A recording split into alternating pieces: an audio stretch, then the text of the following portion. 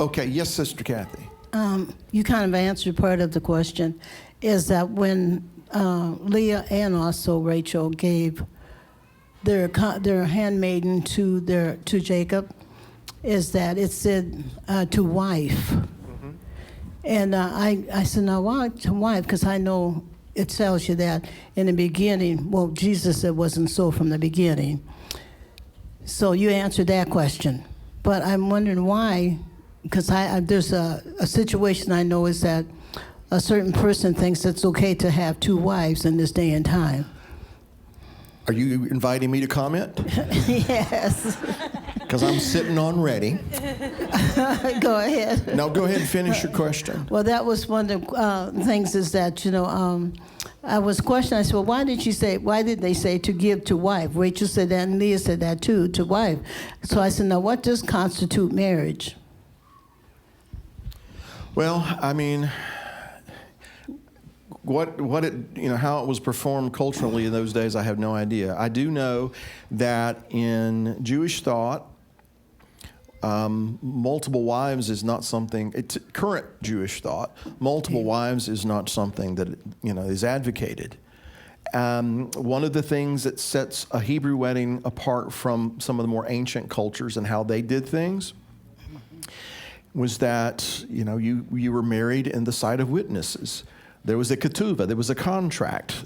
The husband said, you do this, and I'm going to do this, and this is how I'm going to provide for you. And if I don't do this, here are the steps that you can take. And these things had to be out there for people to see in the presence of witnesses, because in some other culture, the man may just grab her and take her into his cave and, ugh, you're my wife, But he could just as easily put her away without her having any kind of recourse, because it was done without the presence of witnesses. There was no agreement. There was no covenant, if you will. And so that's one of the things that set the Hebrew way of thinking and doing these things apart from a lot of the other cultures.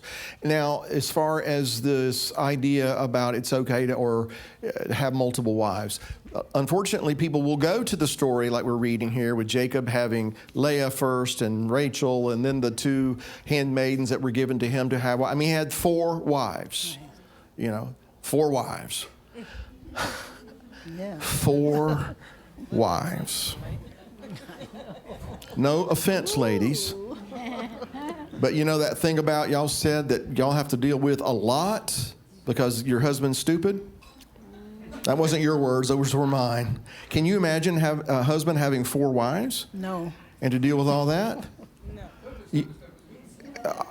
I mean, that's just incredible to me.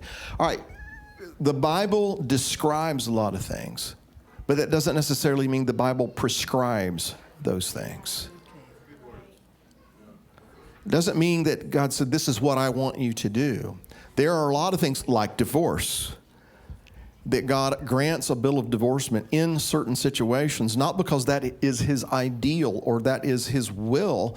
It's just he allows for man and the hardness of his heart and the imperfections. And if you're going to do certain things, there need to be certain parameters, right? But like you said, Yeshua said, in the beginning, it wasn't that way. That's not what God intended. So I have long argued this whole idea about multiple wives. Well, number one, that was not the ideal that the Father established in the very beginning, was it? He didn't present multiple wives to Adam.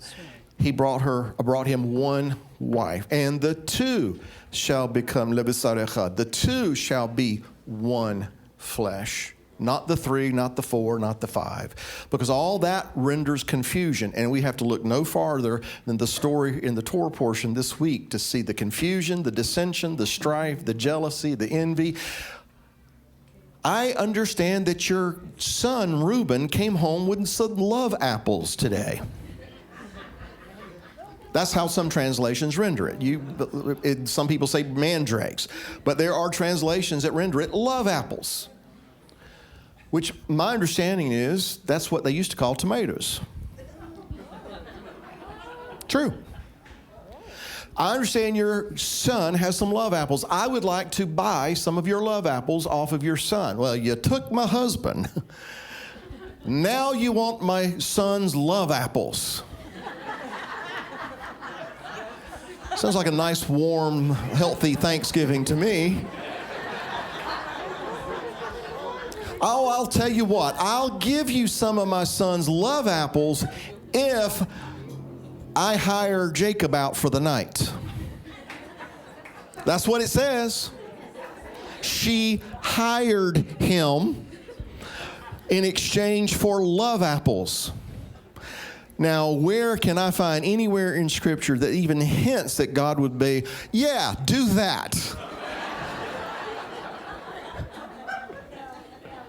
Hey, I'm not telling y'all anything that's not written in the Scripture, right? So many times the Bible describes things, but it doesn't prescribe those things. It doesn't say, yeah, go do those things.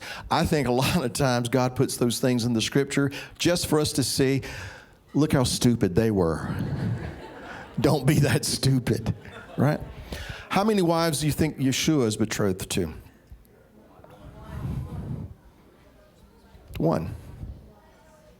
So to those people who think that it is biblically mandated to have multiple wives, that's just baloney. That's baloney. And the people who, and I'm going to say this, and I know that because I always do hear from them, the people who, these gentlemen that want to go out and have multiple wives and talk their wives into taking, a wife, because it'll be good for her and we'll be living a biblical, patriarchal family and all this kind of stuff. All they want, forgive me, Sister Kathy, all they want is a biblical excuse to have relations with another woman. That's all it is. So, Paul makes it very clear in the New Testament that if you're going to be a leader in the body, you should be the husband of how many wives? One. All right. Have I made my point clear on this? So I guess if a man in that day just decided he wanted to have this lady, it was automatic he was married to her. My understanding is in certain cultures, he could just take her. Just, you're my wife. But he could just as easily put her away. Not in Hebrew culture, mind you. Right. Okay. Now, let's also address this. Where do we see anything in the story where Jacob wanted more than one wife? We don't. Those decisions were made for him or forced upon him. Now, I could say, Jacob, why did you go along with it? And I would. This is one of the questions I'm going to have. Why did you go along with it?